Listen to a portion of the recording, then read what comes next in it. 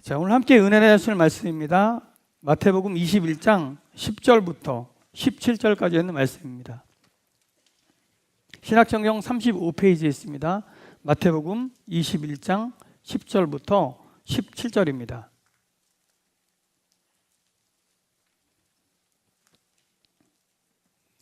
봉독해 드리겠습니다. 예수께서 예루살렘에 들어가시니 온 성이 소동하여 이르되 이는 누구냐 하거늘 무리가 이르되 갈릴리 나사렛에서 나온 선지자 예수라 하니라. 예수께서 성전에 들어가사 성전 안에서 매매하는 모든 사람들을 내쫓으시며 돈 바꾸는 사람들의 상과 비둘기 파는 사람들의 의자를 둘러 엎으시고 그들에게 이르시되 기록된 바 내 집은 기도하는 집이라 일컬음을 받으리라 하였거늘 너희는 강도의 소굴을 만드는도다 하시니라.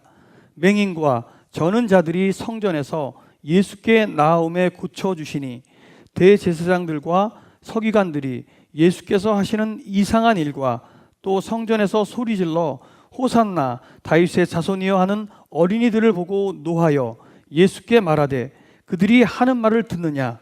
예수께서 이르시되 그렇다. 어린아이와 젖먹이들의 입에서 나오는 찬미를 온전하게 하셨나이다 함을 너희가 읽어본 일이 없느냐 하시고 그들을 떠나 성 밖으로 베다니에 가서 거기서 유하시니라. 아멘.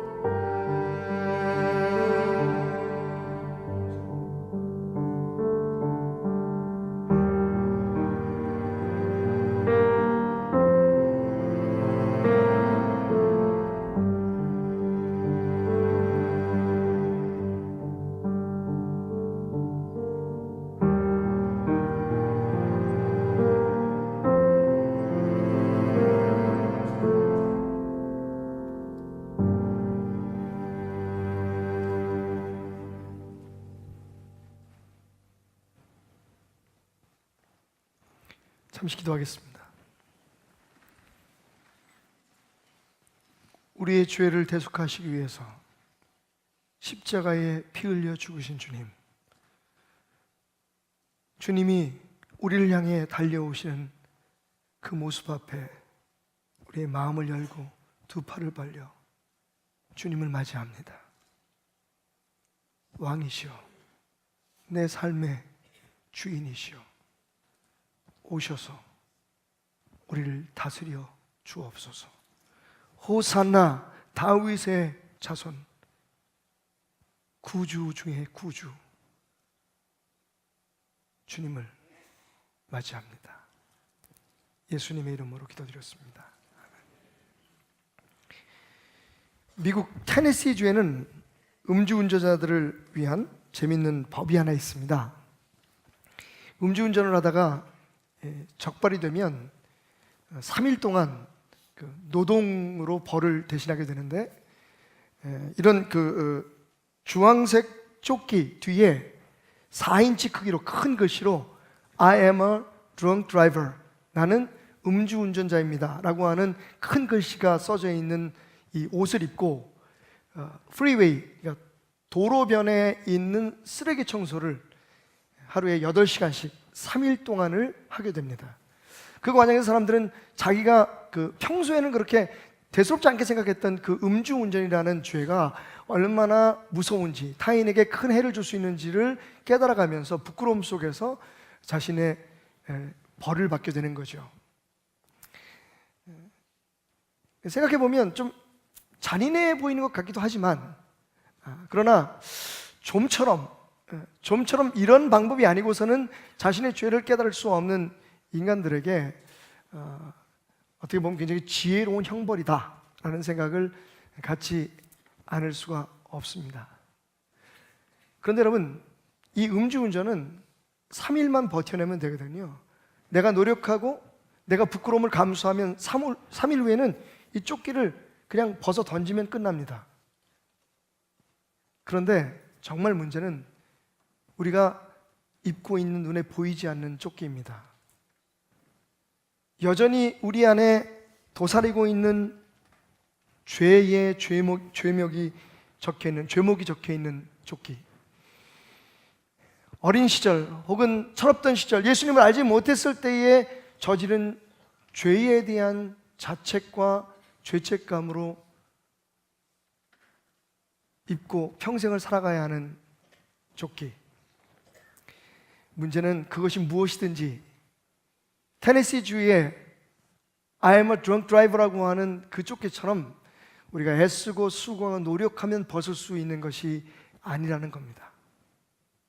그건 오직 우리의 죄를 대속하시기 위해서 십자가에 피 흘려 죽으신 예수 그리스도의 보혈의 능력으로만 벗겨질 수 있는, 너의 모든 죄짐을 내게 가져와라, 내가 그 모든 것을 지고 십자가에서 죽노라 말씀하시는 주님의 십자가 앞에 가져 나오지 않으면 해결될 수 없는 죄의 짐들이 오늘 주님 앞에 내려지기 위해서 주님은 십자가를 향해서 거침없이 나귀를 타시고 예루살렘 성에 입성하셨던 겁니다. 자, 그렇다면 이 2000여 년 전의 종려주일이 우리에게 2018년 오늘 우리에게 도대체 어떤 의미가 있을까? 그렇게 우리를 위해서 십자가에 죽기 위해서, 아니 더 크게 말하면 전 인류의 죄를 대속하시기 위해서 십자가에 피 흘려 죽기 위해 십자가를 향해서 입성하셨던 그날, 우리는 그날을 기념하는 것으로 이 종려주일을 맞이해야만 할까요? 그렇지 않습니다. 이 종려주일에는 2000년, 아니 앞으로도 지속적으로 이어져야 할 영적인 교훈이 있습니다. 오늘 그 교훈을 여러분과 잠시 나누려고 합니다. 그것은 바로 찾아오신 예수님을 성전인 우리 안에 모셔드려야 한다는 겁니다. 한번 따라해 볼까요? 찾아오신 예수님을 성전인 내 안에 모셔드리는 날, 바로 그날이 종려주일입니다. 말씀을 읽다가 보면 마태는 예수님께서 그렇게 예루살렘에 들어오시자마자 바로 성전으로 향하셨다, 성전에 가셨다 말합니다. 그 예루살렘 성전에 들어가셨을 때 일어난 여러 가지 사건들이 바로 오늘 우리가 함께 읽었던 말씀이죠. 그런데 같은 사건을 다루고 있는 누가는 바로 그 성전에 방문하신 사건이 바로 예수님께서 입성하신 다음 날 일어났다고 말하고 있습니다. 중요한 건 그것이 당일이었든 그 다음 날이었든 시간이 중요한 게 아니라 예수님께서 예루살렘 성전에 들어가셔서 제일 먼저 하신 것이 뭐냐? 예루살렘 성에 들어가셔서 제일 먼저 하신 것이 바로 하나님을 예배하는 성전으로 직행하셨다는 겁니다. 가장 중요한 일이었기 때문입니다. 자, 그런데 성경은, 특히 사도 바울은 고린도서 3장 16절과 17절에서 이렇게 말합니다. 너희가 하나님의 성전인 것과, 우리가 누구라고요? 우리가 무엇이라고요? 하나님의 성전이라고 말하고 있습니다. 하나님의 성령이 너희 안에 계시는 계시는 것을 알지 못하느냐? 여러분, 예수님께서 종려주일에 예루살렘에 들어가셔서 가장 먼저 하신 것이 성전을 방문하신 겁니다.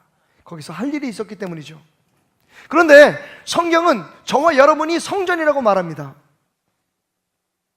그렇다면 오늘 이 종려주일에 오신 예수님을 우리는 우리 마음, 우리의 삶, 곧 하나님의 성전인 우리 안에 모셔드림으로 기념하는 것이 맞습니다.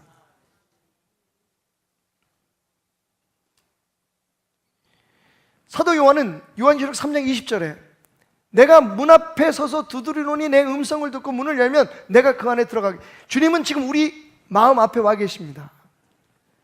주님은 우리 안에 오셔서 무엇인가 당신이 그날 행하셨던 그 놀라운 일을 우리 안에 다시 일으키시기를 원하십니다. 우리가 마음문을 열고 그분을 호산나 환영하기만 한다면 예수님은 거침없이 우리 안에 오셔서 우리의 삶에 오셔서 우리의 힘으로는 할 수 없는, 예수님만 할 수 있는 놀라운 일들을 이루어 주실 것입니다. 그것이 종려주일에 우리가 함께 오늘 나누었던 이 말씀이 우리에게 주는 영적 교훈입니다. 자, 그렇다면 과연 예수님을 성전인 우리의 삶에 모셔드릴 때 어떤 일이 벌어질까요? 그날 종려주일에 일어났던 일들을 여러분 주의 깊게 관찰하십시오. 첫 번째, 예수님께서 우리 안에 오시면, 성전인 우리 안에 예수님을 모시게 되면 주님께서 우리를 정결케 하시는 역사를 이루어 주십니다. 아멘. 예수님께서 성전에 들어가셔서 제일 먼저 하신 것이 성전 안에서 매매하는 모든 사람들을 내쫓으셨습니다. 그 시대의 성전은 어느새 장사꾼들의 소굴이 되어버렸어요. 시장이 되어버렸습니다.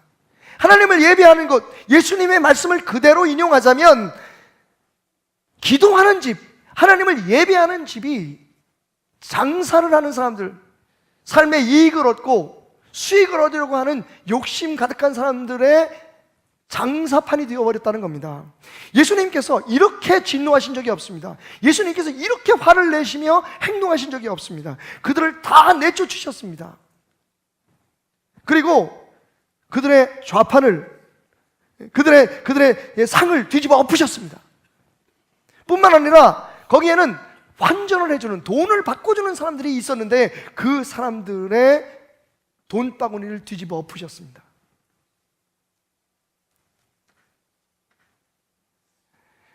바로 이것이 우리가 예수님을 우리의 삶에 모실 때에 우리의 삶을 성전으로 여기고 그분을 그 성전의 주인으로 모시게 될 때에 일어나는 사건입니다.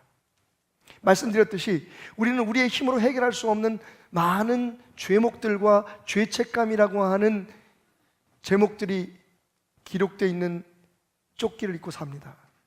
제가 입고 있는 이 멋지고 괜찮아 보이는 양복 속에, 그리고 오늘 여러분들이 나름 교회에 오신다고 잘 갖춰 입고 오신 그 옷 속에, 그리고 성가대원들이 입고 있는 저 거룩한 가운 속에도 남의 눈에는 보이지 않지만 나는 정확히 알고 있는 나만의 죄, 그 죄에 대한 흔적들과 가책들의 조끼가 입혀져 있다는 겁니다. 이건 우리가 벗을 수 없습니다.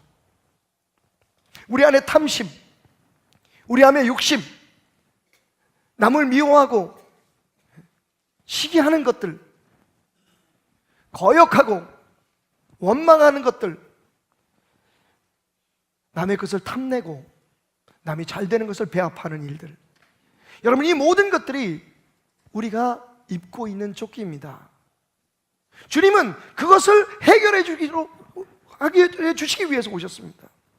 그 조끼는 주님의 보혈의 피, 예수님 앞에 내어놓을 때만 벗겨질 수 있는 조끼이기 때문입니다.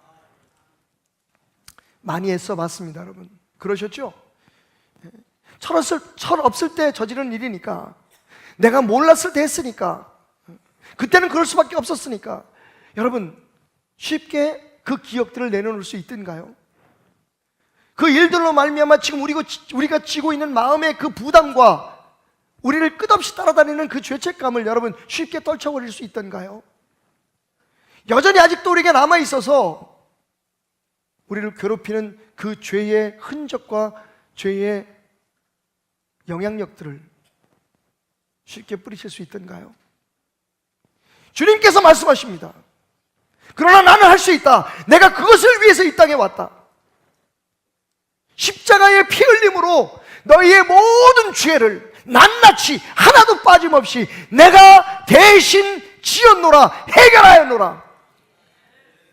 내가 너희에게 평강을 주고 내가 너희에게 위로를 주기 위해, 내가 너희에게 자유함을 주기 위해 왔노라. 오늘 여러분의 삶에 예수님을 모셔드리면 예수님께서 여러분을 청결케 하실 것입니다. 모든 죄에서 여러분을 자유롭게 하실 겁니다. 여러분이 믿고 주님 앞에 나오면 주님께서, 십자가 앞에 다가서면 주님께서 내가 너의 모든 죄를 용서하였노라. 유일하게 우리에게 참된 용서를 선포하실 수 있는, 유일하게 모든 죄의 영향력에서 너희가 자유로워졌다고 말씀하실 수 있는 우리 주님께서 우리에게 말씀하십니다. 죄에서 자유함을 받을지어다. 깨끗하여 거룩하여질지어다. 그때는 6월절 기간이었습니다. 전 세계의 경배자들이, 순례자들이 예루살렘 성으로 모여듭니다. 그리고 예루살렘 성전에서 6월절 제사를 지냅니다. 그러기 위해서 희생 양과 비둘기들이 필요했을 겁니다. 그런데 여러분, 그 상황이 너무 잘 들어맞습니다. 966년에 여러분, 이 바벨론의 침략에 의해서 966년, BC 966년에 솔로몬이 처음 성전을 짓죠. 그 성전이 586년에 바벨론의 침략에 의해서 무너집니다. 솔로몬 성전은 586년에 무너져 버리고 말죠. 그리고 50년이 지난 때부터 이스라엘 백성들이 다시 예루살렘에 들어온 70년, 그 이후에 다시 수룹바벨이라고 하는 사람에 의해서, 총독에 의해서 성전이 복원되기 시작하죠. 그리고는 500년 동안 그 성전이 유지됩니다. 그런데 많은 것이 부족하고, 그리고 오랜 세월을 지나다 보니까 낡은 것이 있었죠. 헤롯이 왕이 됩니다. 예수님 당시에. 헤롯은 분봉왕입니다. 다시 말하면 백성들의 지지를 받아서 왕이 된 사람이 아니라 로마의 점령군들이 네가 왕해 라고 세우는 사람이라는 거죠. 인정한 사람입니다. 그러다 보니까 자기 백성들에게 지지를 받기 위해서 뭘 생각했냐면 성전을 복원해야겠다, 부족한 부분을 보수해야겠다. 그래서 46년 동안, 예수님이 계실 때 46년 동안 헤롯 성전이라고 이름 붙여진 성전이 보수 공사를 시작합니다. 무려 46년이 걸렸어요. 그 당시에 얼마나 돈이 많이 필요했겠습니까? 그 당시에 얼마나 많은 물자가 필요했겠어요. 그러다 보니까 성전에서 장사를 하기 시작합니다. 편의를 봐주는 거죠. 사실 생각해보면 제사를 지내려면 양이 있어야 되고 비둘기가 있어야 되니까 양과 비둘기를 파는 사람들을 성전 안으로 끌어들입니다. 물론 그리고 아마 성전 사용료를 받았겠죠. 그런데 사람들이 모여서 돈이 오고 가는 데는 항상 있는 문제가 생깁니다. 뭐냐 하면 좋은 자리에 앉아야 되잖아요. 제일 목이 좋은 자리에서 장사를 해야 되면 대제사장이나 성전을 관리하는 사람들과 거래를 시작하는 겁니다. 멀리에서 여행 온 사람들이 제사를 드리려고 왔는데 양 끌고 비둘기 가지고 올 수 없잖아요. 그러다 보니까 비싼 값에 비둘기를 사고 양을 사야 했습니다. 값이 한 10배 정도 뛰어 올랐다고 합니다. 그 계절에는. 게다가 돈이 필요했습니다. 왜냐면 헌금을 해야 되는데, 여러분, 하나님 앞에 드려지는 헌금은 반드시 유대 화폐로 드려져야 됩니다. 유대인의 돈으로 드려져야 돼요. 그러니까 외국에서 온 사람들이나 많은 사람들이 돈을 바꿔야 되잖아요. 여러분, 대목입니다. 환율이 올라갑니다. 심지어는 20배에서 30배까지 환율이 올라간 적도 있었다고 얘기합니다. 거기서 남은 이익, 왜 그 사람들이 그렇게 돈을 많이 받아야 합니까? 그 중에 일부를 교회에 세금으로 바쳐야 될 뿐만 아니라 사용료로 바쳐야 될 뿐만 아니라 일부는 대제사장이나 교회에 관리하는 사람들에게 뒷돈으로 공급해야 했기 때문입니다. 그러다 보니까 더 돈에 욕심이 생기고 성전은 완전히 시장 바닥이 되어버리고 맙니다. 예수님은 분노하셨습니다. 2000년이 지난 오늘 우리의 성전을 봅니다. 눈에 보이는 교회들과 그리고 우리 자신들의 마음. 만약 주님이 다시 오신다면 진노하지 않으실까요? 우리의 입으로 말하기는 부끄럽지만 아니, 오히려 우리의 입이니까 할 수 있는 말이 있습니다. 지금 교회가 교회입니까? 물론 여러 가지 이유가 있지만 돈을 주고 직분을 산다는 이야기들이 들려오고 있는 교회가 교회입니까? 하나님의 사람을 세우는 것이 목적이 아니라 자신의 이름을 날리고 은퇴 후에 살아갈 길을 마련하기 위해서 무리하게 축제하는 사람들이 주의 종 맞습니까? 성도들은 자기 교회의 지도자들이 어떤 교단이나 혹은 사회적인 어떤 단체의 회장이 되고 장이 되는 것을 원해서 10억씩 20억씩 돈을 모아서 그 사람이 출세하고 이름을 날리는 것에 투자하는 그 교회가 교회입니까? 그러면서 우리는 뭘 생각합니까? 그렇게 하면 우리가 복을 받는다고 생각합니다. 주의 종을 그렇게 섬기고 어떤 대가를 지불하고 내가 교회 안에서 어떤 일을 하면 하나님이 나를 더 예쁘게 보시고 그보다 더 많은 돈으로 나에게 축복하실 것이라고 기대합니다. 여러분, 이곳이 장사판이 아니고 뭐겠습니까? 제 아내가 매 주일 아침 교회를 향해 둘이 조용한 시간을 갖고 올 때마다 부탁하는 두 가지가 있어요. 하나는 여보, 설교 짧게 하세요. 두 번째는 여러분이 웃으시면 진짜인 줄 알잖아요. 진짜 짧게 해야 될 것 같은 분위기가. 두 번째는 여보, 다른 교회 다른 목사님 얘기하지 마세요. 오늘 저는 그 두 가지 약속을 다 지키지 못할 것 같습니다.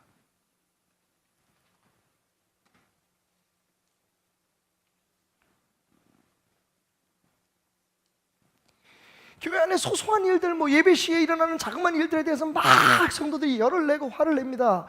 비판하고 판단합니다.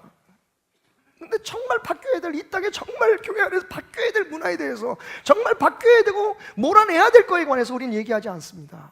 그건 바로 우리가 바라는 것이 교회가 교회되어지고 내가 하나님의 사람으로 서는 것이 아니라 다른 것을 기대하고 있기 때문입니다. 여러분, 그래서 예수가 필요합니다. 어떤 위대한 설교자의 설교도 밤을 지새우는 12시간의 지속된 기도도 이 나라를 변화시키거나 우리 자신의 삶을 변화시킬 수 없습니다. 예수입니다. 그분이 우리의 삶의 왕이 되시고 우리 삶의 주인이 되시고 우리 교회를 다스리게 될 때에 우리의 생각을 지배하시기 시작할 때에 우리의 삶은 정결해지고 변화되어질 것입니다. 그래서 사실 지금 제가 목이 터지도록 주장하는 것이, 부르짖는 것이 그겁니다. 여러분, 무엇을 해서 주님 앞에 잘 보이고 복받으려고 하지 말고 예수를 그 삶에 모셔드리십시오. 그게 축복의 시작이고 그게 변화의 시작이고 그게 진정한 신앙입니다. 예수를 우리의 성전에 모셔드리면 변화가 일어날 것입니다. 그분이 그렇게 하시기 위해서 오셨기 때문입니다. 두 번째로 우리가 예수를 우리의 삶에 모시게 되면 치유의 역사가 일어납니다. 할렐루야. 예수님께서 그렇게 장사치를 몰아내시고 환전하는 사람들의 상을 엎으신 후에 하신 일은 14절 말씀, 맹인과 전원자들이 성전에서 예수께 나옴에 고쳐주시니라. 할렐루야. 여러분, 예수님은요 평생 십자가의 부담을 안고 사셨습니다. 요한복음을 조심스럽게 읽다가 보면 여러분 이런 구절이 있어요. 내가 받을 세례를 생각하면 내가 답답하지 않았겠느냐. 여러분, 예수님은요 십자가를 지시기 일주일 전에 십자가의 고통을 깨달으신 게 아니에요. 예수님은요 한 달 전에 내가 어떤 죽음을 맞이하게 될 것이라는 것을 아신 것이 아닙니다. 평생 예수님은 십자가의 고통을 마음에 안고 사셨습니다. 그게 예수님이 말씀하시는 받을 세례요, 그리고 그것으로 인하여 답답했음을 말합니다. 겟세마네 동산의 기도는요 그냥 어느 순간 갑자기 답답해서 드린 기도가 아니란 말입니다.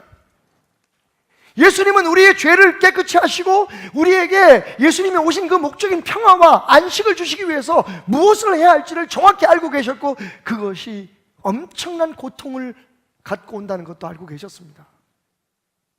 그런데 예수님이요 거침없이 성전을 들어오십니다. 그리고 이제 며칠만 있으면 십자가에 못 박혀 죽을 것을 아시면서 마지막 순간까지 병든 자를 고치십니다. 자기 혼자 마음도 추스리기 어려운데, 자기의 연약함도 어떻게 해결하기 어려운데, 예수님은 끝까지 그분이 말씀하신 것처럼 오늘과 내일과 모레는 내가 내 갈 길을 가리니, 주님은 끝까지 치유하십니다. 치료하십니다. 오늘 여러분이 마음의 문을 열면 우리의 마음의 성전에 오신 예수께서 여러분들을 치유하는 역사가 일어날 줄 믿습니다. 그것이 육체의 질병이든 마음의 문제이든 아니면 심지어는 사람과 사람 사이의 관계의 문제이든 아니면 신앙의 문제이든 간에 예수를 모시기만 하면, 예수를 우리 안에 모시기만 하면, 호산나 오시는 예수님 우리의 삶에 오시옵소서라고 영접하기만 하면 예수님께서 여러분을 치유하시고 여러분을 변화시켜 주시고 여러분 안에 참된 삶을 만들어 주실 것을 믿으시기 바랍니다. 치유입니다, 여러분.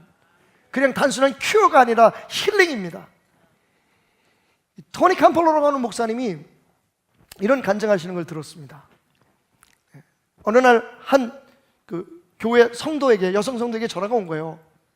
전화를 받으니까 며칠 전에, 한 일주일 전에 암 말기로 죽어가고 있는 남편을 위해서 기도를 부탁해서 병원에 가서 그 남편을 위해서 기도했던 그 가정이었습니다. 은근히 목사님이 생각하기를 혹시 기적이 일어났나? 왜냐하면요 제가 목회를 해보니까 응답 받으면 전화 안 해요. 응답 못 받으면 열받아서 전화해요.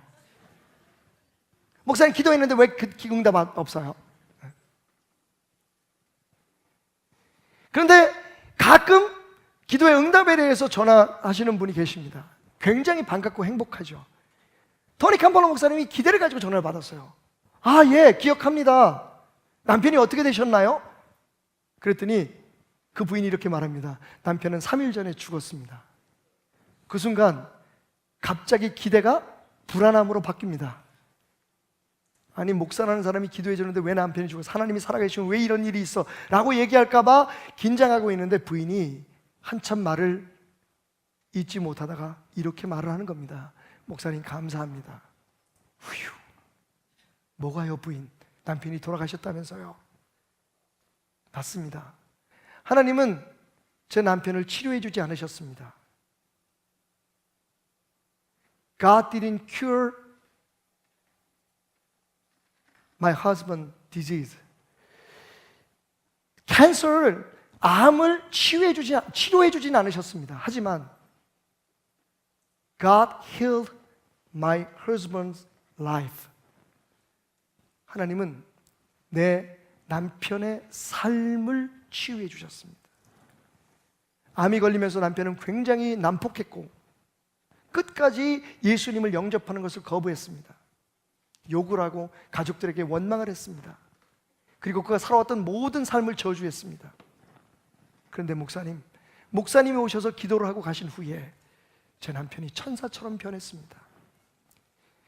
아이들에게 찬양을 불러달라고 하고, 심지어는 내가 혹시 하나님이 나를 치유해 주셔서 살아나면 내가 당신 손잡고 교회 갈게 라고 고백까지 하고 예수님을 영접했습니다. 목사님, 제 남편을 치유해 주신 하나님께 감사합니다. 그리고 기도해 주신 목사님께 감사하려고 전화했습니다. 여러분, 저는요, 교회가 그래서 그런지 우리 교회의 상황상 몸에 치료받고 죽을 병에서 나음받고 그리고 타락하고 배신하는 사람을 참 많이 봤습니다. 죄송합니다. 제 간증입니다. 진짜 우리에게 필요한 건 그냥 육체의 질병이 치료받고 우리의 삶의 상처가 해결되는 게 아닙니다. 진짜는요, 우리의 삶이 주님 모신 천국이 되는 겁니다. 그걸 우리는 치유라고 말합니다. 힐링. 우리가 보통 힐링 얘기하는데 진정한 힐링이 바로 예수 그리스도를 통해 우리에게 온 날이 바로 오늘인 것을 믿으시기 바랍니다. 예수님께서 성전에 들어가셔서 거기에는 수많은 환자들의 병을 고치시고 앞 못 보는 사람의 눈을 뜨게 하시고, 할렐루야, 예수를 모시면 예수님이 우리 안에 그 치유의 역사를 이루십니다. 그냥 몸이 좀 치료되고 우리의 삶의 문제가 그냥 해결되는 것을 끝나는 것이 아니라 우리의 마음이 천국이 돼서 폭풍 속에서도 노래하고 비바람 속에서도 춤을 출 수 있는, 이 땅을 살아가지만 수많은 문제에서 피할 수 없지만 여전히 아픔과 고통을 안고 살아갈 수밖에 없지만 하나님을 찬양하고 예배할 수 있는 사람으로 하나님께서 치유해 주시는 역사가 있을 줄 믿습니다. 예수님을 영접해야 될 이유가 거기 있는 겁니다. 당신의 마음 성전에 말입니다. 마지막 세 번째로, 예수를 모시면 회복의 역사가 일어납니다. 할렐루야! 회복입니다, 여러분. 사실 예수님이 장사하는 사람들한테 화가 났어요. 기도의 집이 되고 예배해야 될 하나님의 집에서 돈 계산하고 자기 명예 이야기하고 높아지려고 하고 교회 안에서 인정받으려고 하고 내가 잘했다는 칭찬받으려고 막 서로 아귀다툼을 하는 경쟁적인 그런 정글의 법칙을 그대로 실천하고 있는 그 사람들에 대해서 예수님은 화를 내셨습니다. 여러분, 여기서 잠깐 종려주일의 정신을 한마디로 말하면, 종려주일을 한마디로 서머라이즈 하면 목사님 뭐라고 말씀하시겠습니까? 라고 내게 묻는다면 저는 이렇게 얘기하고 싶어요. 기독교는 다르다. 다른 거 아닙니다, 여러분. 종려주일의 메시지는 기독교는 다르다예요. 아까 여러분들이 보신 영상처럼 세상이 기대했던 그 승리 장군, 세상에 오는 절대 권한을 가지고 있는 왕과 다른 모습으로 예수님이 오셨습니다. 예수님이요, 왕들과 똑같이 오셨어요, 방법은. 그런데 타고 온 게 달랐어요. 왕들은 큰 말을 타고 황금 마차를 타고 입장했지만 예수님은요, 뭘 타고 오셨습니까? 어린 나귀, 콜트를 타고 오셨어요. 사실 예수님의 인생에서 이만큼 주목을 받았을 때가 없습니다. 여러분, 왜 그 종려주일에 그렇게 많은 사람들이 모였을까요? 거긴 비밀이 있습니다. 바로 얼마 전에 무슨 사건이 있었냐면 예수님께서 죽은 나사로를 살리셨어요. 베단이라는 마을은 예루살렘에서 멀리 떨어져 있지 않습니다. 그 소문은 예루살렘을 중심으로 해서 모든 지역에 퍼져나갔고, 여러분, 죽은 사람을 살렸으면 끝난 거죠. 그것도 3일 동안 썩어서 냄새나는 사람을 돌무덤에서 꺼내내서 살아서 예수님 곁에 함께 걸어오게 하셨으니 그것을 구경하고 그런 예수님을 메시아로 모시기 위해서 온 세상 사람들이 다 모이는 건 당연하겠죠. 그런데 여러분, 그 주목받는 그 현장에서 예수님은 정말로 바보스러운 퍼포먼스를 하십니다. 뒤뚱거리는 나귀를 타고 들어오시는 거예요. 할렐루야. 사람들은 잠시 혼란에 빠졌을 겁니다. 아니, 저 뭐 하는 짓이지? 저 사람이 우리가 기다리는 그 왕이야? 예수님은 즐기고 계십니다. 내가 지금 너에게 보여주고 있는 것은, 이 사람들아, 하나님의 나라는 너희가 꿈꾸는 세상과 다르다. 여러분, 교회는 세상과 달라야 합니다. 그렇게 오신 예수님이 솔직히 이 사람들이 마음에 들지 않았던 거예요. 그래서 예수님은 장사하는 사람들에게 화를 내시고 교회를, 기도하는 곳을, 하나님을 예배하는 것을 더럽힌, 예수를 믿으면서 하나님 앞에 예배한다고 매일 나오면서 여전히 마음속에는 그냥 오합지졸 쓰레기 같은 생각들로 가득 차 있는 우리들의 마음을 보면 화를 내셨는데, 그 당시에 예수님 때문에 불이익을 당하고 있다고 생각했던 대제사장들은요, 뭐에 화가 났을까요? 예수님이 하신 이상한 일에 화가 났다 그랬어요. 그리고 두 번째는 뭐가 화가 났냐면 애들이 예수님 앞에 춤을 추며 찬양하는 걸로 보고 화가 났어요. 세 가지 때문에 화가 났을 것 같아요. 첫째, 돈줄이 끊겼잖아요, 예수님 때문에. 여러분, 제사장들 알고 있었어요. 그건 옳지 않은 일이라는 걸. 하지만 끊을 수가 없었어요. 왜냐하면 돈을 벌 수 있으니까. 여러분, 대한민국의 모든 교회, 세계의 모든 교회가 지금 우리가 잘못하고 있는 것이 무엇인지 알고 있습니다. 그런데 고치지 않아요.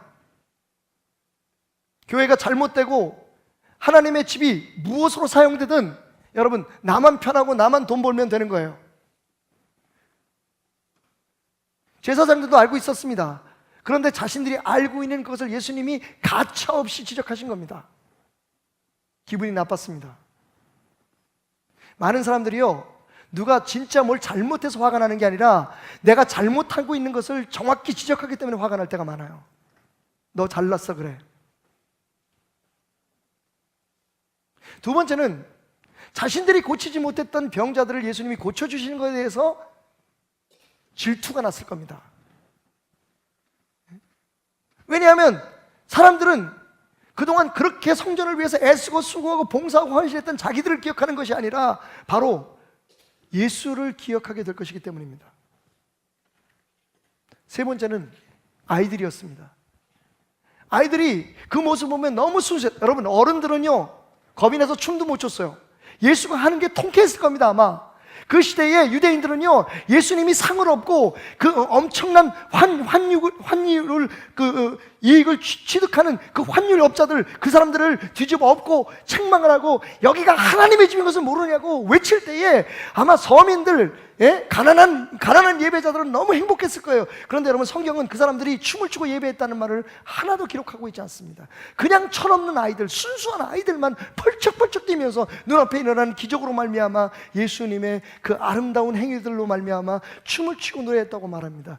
여러분, 제사장들은 그게 기분 나빴어요. 그렇지 않아도 예수가 마음에 안 드는데 그 예수를 찬양하고 하나님을 예배하는 모습이 싫었습니다. 그래서 화를 냈다고 말합니다. 그러면서 예수님은 말합니다. 그냥 보고만 있을 거요.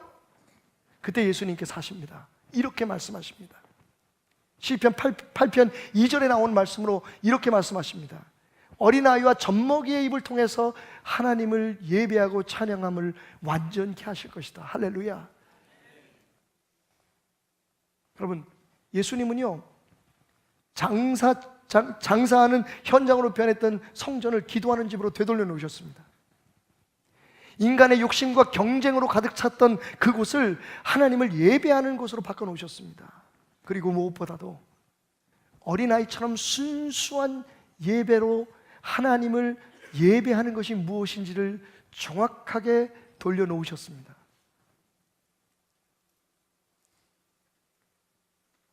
여러분 어떠십니까? 여러분의 예배가 그대로 걸림없이 하늘나라에 올라간다면 여러분의 예배는 하나님 앞에 부끄러움 없이 받아질까요? 우리의 예배는 어린아이처럼 회복돼야 됩니다. 이것저것 무슨 조건이 아니라 지금 우리가 하나님을 예배하러 왔잖아요. 여기는 뭘 받으러 온 게 아닙니다, 여러분. 여기 우리가 뭘 누리러 온 것이 아닙니다. 우리는 지금 하나님을 예배하러 왔습니다. 왜냐하면 그분이 우리의 삶의 창조자이시오, 그분이 우리의 가정을 지키시는 주인이시오, 우리의 삶의 왕이시기 때문입니다. 어린아이들은 다른 생각 없어요. 눈에 보이고 그들이 느낀 것을 찬양하고 춤을 추며 하나님 앞에 영광을 돌렸고, 예수님은 그 예배가 회복돼야 된다고 그 예배를 회복시키러 오셨다고 말씀하셨습니다. 여러분, 예수님을 모셔서 여러분의 성전인 여러분의 삶이 하나님을 예배하는 것으로 변화되시길 주님을 축원드립니다. 이런저런 생각들 다 내려놓고 정말 느껴지는 대로 주님께서 나를 만지시는 대로 내게 다가오셔서 역사하시는 대로 하나님을 찬양하고 예배하기를 주님 이름으로 축원드립니다. 여기 무슨 좋은 강연을 듣고 내 교양을 높이고 내가 그래도 무슨 좀 종교적인 지식을, 좀 성경적인 지식을 가져야지, 그렇게 나오는 게 아니라 그 모든 것들은 다 하나님을 참으로 예배하기 위해서 우리에게 필요한 것이라는 것을 깨닫는 역사가, 여러분, 우리 힘으로는 안 되지만 우리에게 오신 예수 그리스도의 십자가의 능력으로 이루어지기를 주님으로 축원드립니다. 그게 바로 종료주일에 우리가 해야 할 일입니다. 이렇게 말하면서 말이죠. 주 예수여, 어서 오시옵소서. 호산나 다윗의 자손이여, 오셔서 나의 이 혼란한 마음과 죄로 물든, 여전히 죄의 영향력에서 벗어나지 못하는 탐욕과 음탕함과 거짓말과 책임 회피와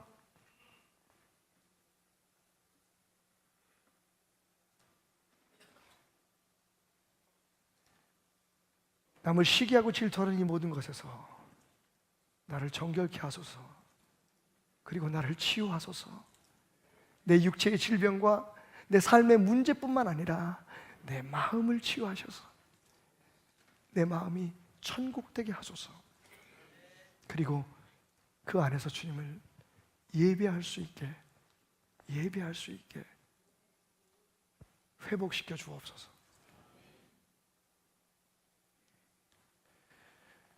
누가는 예루살렘을 향해서 오시는 예수님에 대해서 이렇게 말했습니다. 바리새인들이 예수님께 어느 날 예루살렘으로 가지 마시라고 말합니다. 여러분, 누가요? 바리새인입니다. 예수님을 죽여야 될 사람들이, 그 중에 예수님의 진가를 알아본 사람들이 예수님께 다가와서 말합니다. 가지 마십시오. 헤롯이 당신을 종교 지도자들과 결탁해서 지금 죽이려고 음모를 꾸미고 있습니다. 그때 예수님께서 이렇게 말씀하십니다. 그 여우에게 가서 이렇게 말해라. 나는 오늘과 내일과 모레 내 갈 길을 갈 것이다. 이르기를 선지자가 예루살렘 밖에서 죽는 일이 없으리라. 누가복음 13장의 말씀입니다. 누가복음 19장에 가면 예수님께서 드디어 말씀하신 대로 죽을 것을 알면서, 아니 죽으려고 고개를 넘어 예루살렘을 내려오실 때에 눈물을 흘리며 말씀하셨다고 기록하고 있습니다. 예루살렘아, 예루살렘아, 암탉이 병아리를 그 날개 안에 품으려고 하듯 너를 품으려고 한 날이 얼마나 많았더냐. 그런데 너희가 깨닫지 못하고 이제 멸망받게 되었구나. 그리고는 누가는 이 말을 빼놓지 않습니다. 예루살렘을 향하여 앞서서 가시더라. 여러분, 예수님은요, 십자가를 향해서 조금도 망설임 없이, 주저함 없이 전진하셨습니다.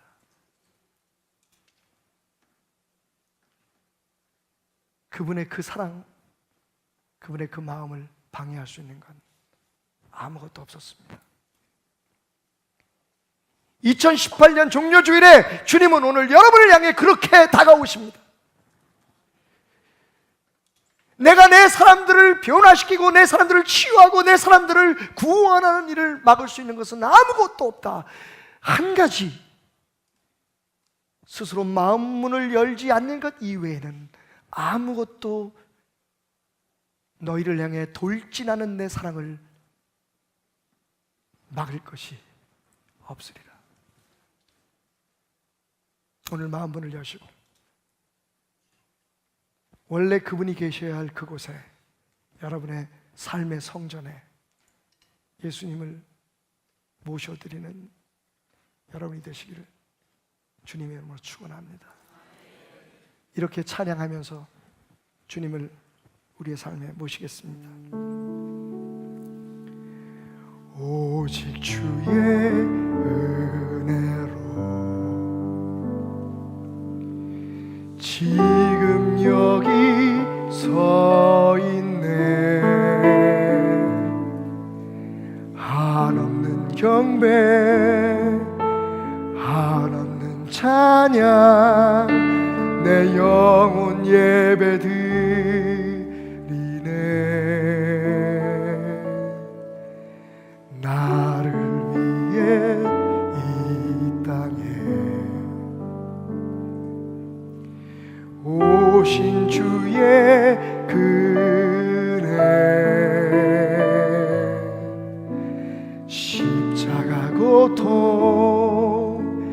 이기신 주님 그 은혜 어찌 잊으리.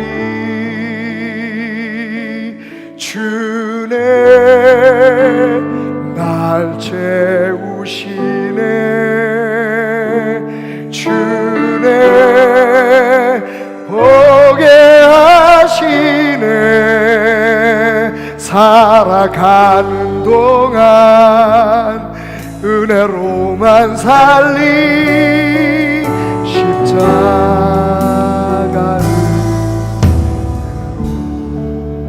오늘 이 시간 여러분의 죄의 조끼를, 여러분의 죄의 상처의 그 겉옷을 벗어서 주님의 십자가에 내려놓으시기 바랍니다. 너의 모든 무거운 짐을 내게 가져와라. 너희 안에 있는 그 상처와 아픔들을, 너의 삶의 그 무거운 가책들을 내게로 가져와라. 내가 십자가에서 너희를 자유케 하리라. 여러분, 수십 번 결단하고 고백했지만 여전히 내려놓지 못한 여러분의 죄책감들과 지난날의 실수와 아픔으로 인하여 지고 온 짐들, 그리고 지금도 여러분을 괴롭히고 있는 모든 죄의 흔적들을 오늘 내려놓으시기 바랍니다. 십자가 앞에 예수의